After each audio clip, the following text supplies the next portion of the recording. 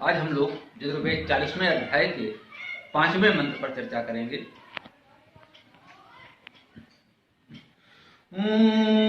तत् एजति तत् न एजति तत् दूरे तत् उ अन्तिके तत् यन्तः अस्य सर्वस्य तत् उ सर्वस्य अस्य बाह्यतः। वह सचल रहे है अचल वही, वह दूर रहे है निकट वही, सबके भीतर वह स्वामी है, सबके बाहर भी सदा वही। इस मंत्र की भाषा बहुत सरल है, भाव समझना होगा। तत् एजति, वह चलता है, इजगतो धातु है तो एजति चलता है। तत् एजति, वह चलता है। तत् न एजति, वह नहीं चलता है। तत् दूरे, वह दूर है। तत् उ अंत के, वह ही अंत के माने निकट है। वो माने ही, वह ही निकट भी है। तत् अंतः अस्य सर्वस्य, तत् माने वह, अंतः माने भीतर अंदर, अस्य माने इसका, सर्वस्व माने सबका।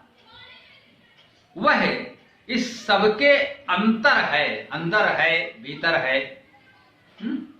तत् उ सर्वस्व अस्य बाह्यता, वह ही सर्वस्व सबके इसके बाह्यता बाहर से भी है। जैसा कि हम लोगों ने पिछले मंत्र की चर्चा में देखा था, यहां पर आत्म तत्व के स्वरूप का वर्णन किया जा रहा है। सुंदर काव्यात्मक वर्णन है। हम इसमें काव्य सौंदर्य का आनंद भी ले सकते हैं, क्योंकि सामान्यतः हम लोग कहते हैं कि वह परमात्मा, आत्म तत्व, प्राचेतन सत्ता जो भी है अवर्णीय है, अर्थात हमारी जितनी सामर्थ्य है हम उसके संपूर्ण सत्य स्वरूप का वर्णन पूर्णतः नहीं कर पाते हैं। इस दृष्टि से हम कहते हैं वो हमारे लिए अवर्णनीय है, वर्णन से परे है।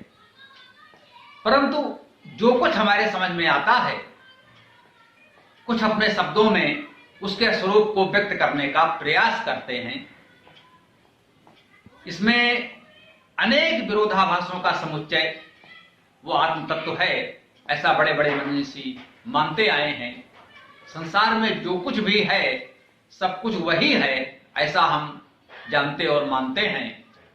तो यह दृश्य जगत नाना रूपमयी है, विविधता से भरा हुआ है, और यह सब कुछ जब वही है तो ये विविधता, ये विरोधाभास, ये उसके विभिन्न स्वरूप, सब कुछ उसमें कहीं ना कहीं अंतर्निहित हैं, तभी वो इस दृश्य जगत में व्यक्त हो पाते हैं। इस प्रकार से हम देखते हैं कि वो वास्तव में अनेक प्रकार के विरोधाभासों का समुच्चय भी है, अनेक विभिन्नताओं में, विविधताओं में एकता का स्वरूप भी है। विविधता में एकता, यही परमात्मा तत्व है। सृष्टि में जो कुछ है सब में बहुत विभेद अंतर हमको दिखता है, यह सत्य है। लौकिक दृष्टि से, सांसारिक दृष्टि से, व्यवहारिक दृष्टि से ये अंतर है, इसे नकारा नहीं जा सकता। लेकिन जब हम सूक्ष्म दृष्टि से देखते हैं, एक निष्ठता के रूप में जब हम उसे देखने का प्रयास करते हैं, तो हमें लगता है कि हाँ, ये बाहर से दिखने वाले अनेक विभिन्नताओं, विविधताओं, विरोधाभासों के बीच वो एक ही चेतन सत्ता परमात्मा सर्वत्र व्याप्त है। तो उसी विरोधाभासी स्वरूप को वर्णन करते हुए इस मंत्र में भी हमें बताया जा रहा है। तत्, वह आत्म तत्व परमात्मा एजत अर्थात चलता है। कैसे चलता है? ये सृष्टि में, प्रकृति में जो कुछ भी है सब कुछ गतिमान है। हमने वेद के प्रारंभ में देखा था, ऋग्वेद का प्रथम सूक्त अग्नि सूक्त है। अग्नि शब्द अग्निगतो धातु से बनता है। अग्नि का अर्थ ही है गतिशीलता, प्रगति,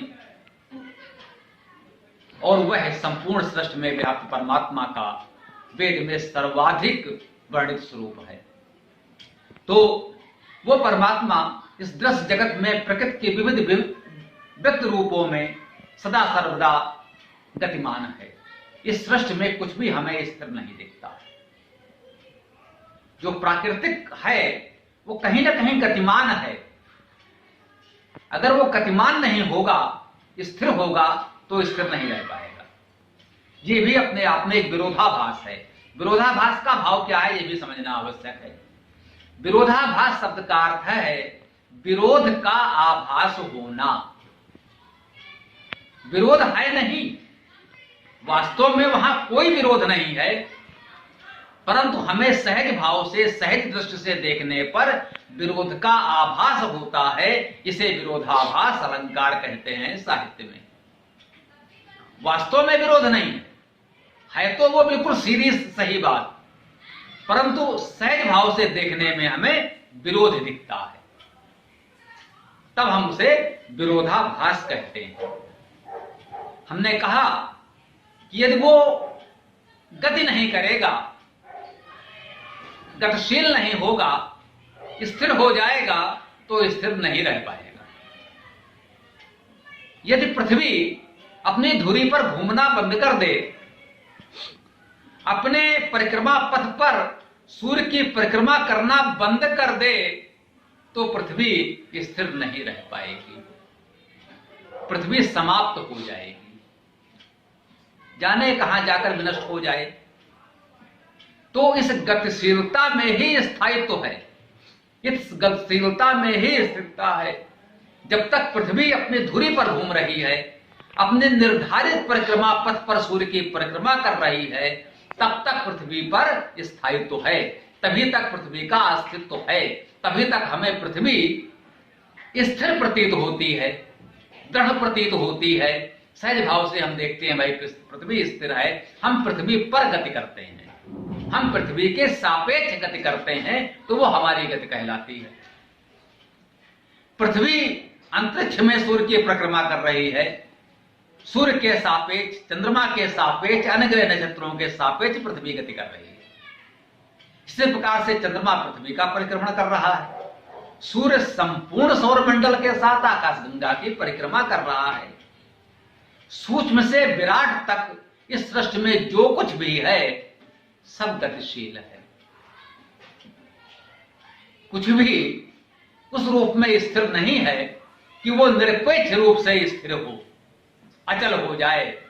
अगर वो स्थिरता, वो अचलता आ गई, तो फिर वास्तव में स्थिरता नहीं रह जाएगी, दृढ़ता नहीं रह जाएगी, स्थायित्व नहीं रह जाएगा, सब कुछ समाप्त हो जाएगा। तो चूंकि ये दृश्य जगत, ये सृष्टि उसी परमात्मा का व्यक्त रूप है, अतः हम कहते हैं तत् एजति, वह परमात्मा, वह चेतन सत्ता गतिशील है, वो सदा गतिमान है। तत् न एजति, फिर कहते हैं वह नहीं चलता है। हाँ भाई, इस रूप में चलता है, हमने कहा सृष्टि में सब कुछ गतिमान है, लेकिन वो जो आत्म तत्व है वो नहीं चलता है। जो परमात्मा का वो शुद्ध स्वरूप है, जो अपने दिव्य स्वरूप में अवस्थित है, वो कहां चलेगा? क्योंकि वो सर्वत्र व्याप्त है, सर्वव्यापी है, तो किसी एक स्थान से चलकर दूसरे स्थान पर नहीं जा सकता। किसी वस्तु व्यक्ति के किसी स्थान पर जाने का अर्थ है कि इस स्थान पर वो अभी है, अन्य स्थान पर नहीं है, तब यहां से चलकर वहां जाएगा। जो सदा सर्वत्र व्याप्त है, वो एक स्थान से गति करके, चल करके कहीं अन्य नहीं पहुंच सकता। ये गति संभव ही नहीं है, क्योंकि परमात्मा सर्वव्यापक है। अगर इस रूप में वो गति करने लगेगा तो सर्वव्यापकता के नियम का उल्लंघन हो जाएगा। इस प्रकार से कहा जाता है कि तत् न एजति, वह नहीं चलता। इस दृश्य जगत सृष्टि के रूप में सदैव गतिमान है, सृष्टि में सब कुछ गतिशील है, वो परमात्मा का ही स्वरूप है, इसलिए वो गतिमान है, चलता है। शुद्ध स्वरूप में उसके जो हम पूर्ण स्वरूप को समझना चाहें तो सर्वव्यापी होने के कारण वह नहीं चल सकता, इसलिए कहा तत् न एजति, वह नहीं चलता है। तो सहज भाव से हम कह सकते हैं ये तो विरोधाभास है कि एक बार हम कह रहे हैं वो चलता है, फिर हम कहते हैं वह नहीं चलता है। दोनों ही बातें सत्य हैं, इसमें कोई विरोध नहीं है। हमने समझा किस प्रकार से दोनों ही बातें सत्य हैं। वो सृष्टि के रूप में, सृष्टि के पिंडों के रूप में तो गतिमान है, परंतु विशुद्ध स्वरूप में वो गति नहीं कर सकता है, क्योंकि वो सर्वव्यापी है। अब देखिए आगे हमें बता रहे हैं तत् दूरे तत् उअंतिके, वह दूर है। हाँ भाई वह बहुत दूर है। हमारी अपनी सीमाएं हैं, दृष्टि की सीमा है, श्रवण की सीमा है, विचार की सीमा है। हम जितना देख सकते हैं, जितना सुन सकते हैं, जितना समझ सकते हैं, वो परमात्मा उससे तो बहुत दूर है। वो अनंत है, असीम है। वो हमारी दृष्टि की, श्रवण शक्ति की, विचार शक्ति की सीमा में नहीं आ पाता। इस प्रकार हम कहते हैं कि वो परमात्मा हमसे बहुत बहुत बहुत दूर है। परंतु तत्काल वेद हमें आश्वासन देता है तत् उअंतिके, वह ही निकट भी है। इस दृष्टि से इतना दूर प्रतीत होता है, वो हमारे बहुत ही निकट भी है। वो निकट कैसे है भाई? वो सदा सर्वत्र व्याप्त है। हम आप जड़ चेतन सृष्टि जो कुछ भी है सब उसी का व्यक्त स्वरूप है, तो फिर उसके दूर होने का प्रश्न कहां? वो तो बहुत निकट है।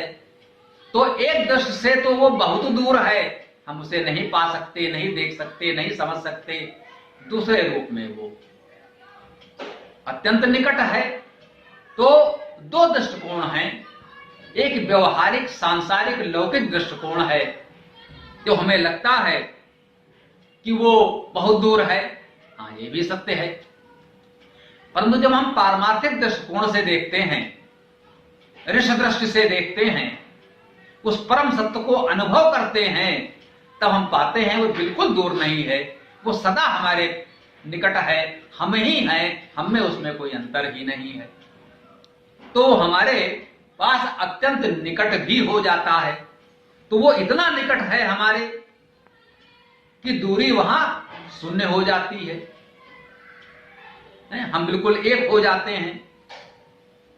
तत् वो सर्वस्य अस्य बाह्यता तत् अंता अस्य सर्वस्य। अंतिम चरण में हमको बताया जा रहा है कि तत् अंता अस्य सर्वस्य, वह इस सबके भीतर है। इस सबके जो कुछ सृष्टि है, जो हम आप हैं, हमारे आपके भीतर है, संपूर्ण सृष्टि के भीतर है। वो सदा सर्वत्र व्याप्त सब में समाहित है। क्योंकि इस अध्याय का प्रारंभ भी हमने किया कि ईशावास्यम इदं सर्वम, यह सब कुछ उसी ईश्वर से व्याप्त है। जब सब कुछ उसी ईश्वर से व्याप्त है, तो वह इस सबके भीतर है, इस सबके अंतर्गत सदैव संव्याप्त है। और केवल भीतर ही है नहीं, सर्वव्यापी होने के कारण तत् उ सर्वस्य अस्य बाह्यता, वह इस सबके बाहर भी है। वह ही इस सबके बाहर भी है। जो सबके अंतः भीतर व्याप्त है, वही सबके बाहर भी है। हम सदा उसकी गोद में खेल रहे हैं। हम उससे परे नहीं जा सकते, हम उससे अलग नहीं हैं। ये केवल हमारे अनुभव करने की बात है। यदि हम इस सत्य को अनुभव कर लें तो हम पाएंगे हम सदा उस परमपिता परमात्मा के भीतर हैं, हम उसकी गोद में हैं, हम उसके हृदय में हैं। वो तो हमारे हृदय में है, होना ही चाहिए, है ही। अगर हम इसको अनुभव करें तो हम उसके भीतर भी हैं, उसके अंतर भी हैं, उसके हृदय में भी हैं। वो हमारे बाहर चारों तरफ व्याप्त है। वो हम में समाया है और हम उसमें समाये हैं। हम में उसमें कोई भेद नहीं रह जाता है।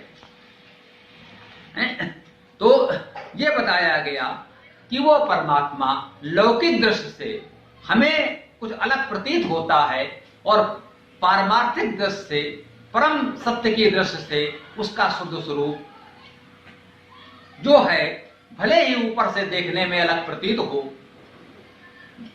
परंतु मूलतः दोनों ही एक ही हैं। वो हमारे भीतर है, बाहर है, सर्व रूप में व्याप्त है। इस विरोधाभास को आइए थोड़ा सा हल्के से एक आधुनिक कवि की पंक्ति से देखते हैं। एक कवि ने लिखा, हाथों पे ले रही है वो कुछ बरसात की बूंदें, हाथों पे ले रही है बरसात की बूंदें, आंचल से ढका है मगर सर भीग रहा है। इस विरोधाभास को समझने के लिए देखिए, कह रहा है आंचल से ढका है मगर सर भीग रहा है।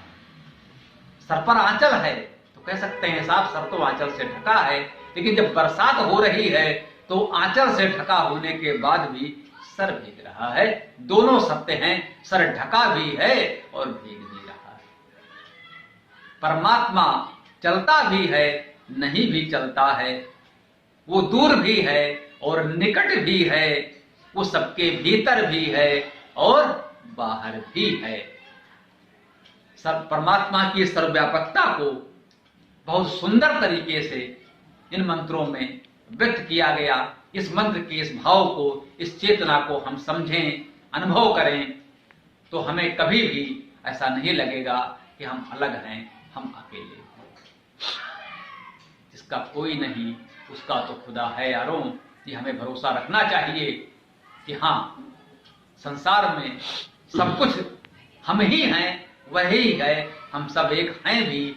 लेकिन यदि लौकिक दृष्टि से कभी ऐसा अनुभव ना भी हो तो ये माने पारमार्थिक दृष्टि से हम उस परमात्मा से जब एकाकार हो जाते हैं तो वो तो हमारा है ही। जो कुछ होना है, जो कुछ करना है, वो तो करेगा ही, वो तो सदा सर्वसमर्थ है ही। सांसारिक दृष्टि से कुछ हमारे अनुकूल हो या ना हो, लेकिन जो वो उचित समझेगा वो तो कर ही देगा, वो तो सर्वसमर्थ है ना। तो इसको कुछ इन शब्दों में व्यक्त करते हैं, इस बात को पूर्णता प्रदान करेंगे। ये सोच के दरिया में मैं कूद पड़ा यारों, यह सोच कर दरिया में मैं कूद पड़ा यारों, वो मुझको बचा लेगा, माहिर है बचाने में।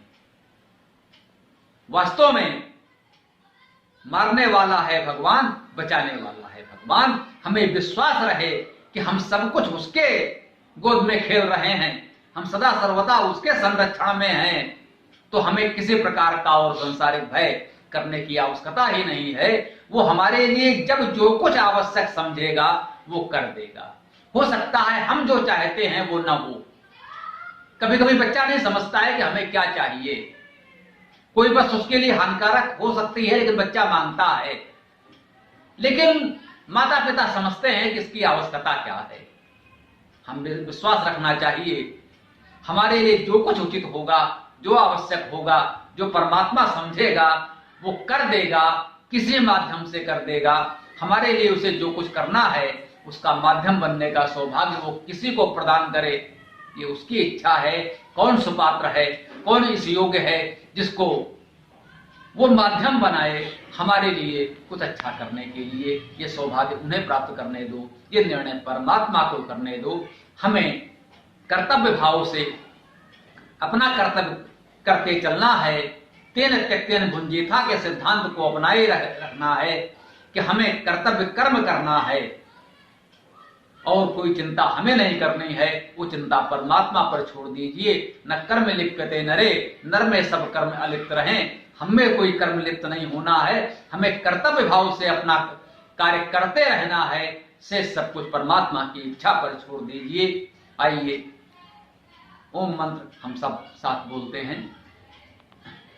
ओम यो आसो आदित्ये पुरुषः सो आसो अहम् ओम खं ब्रह्म।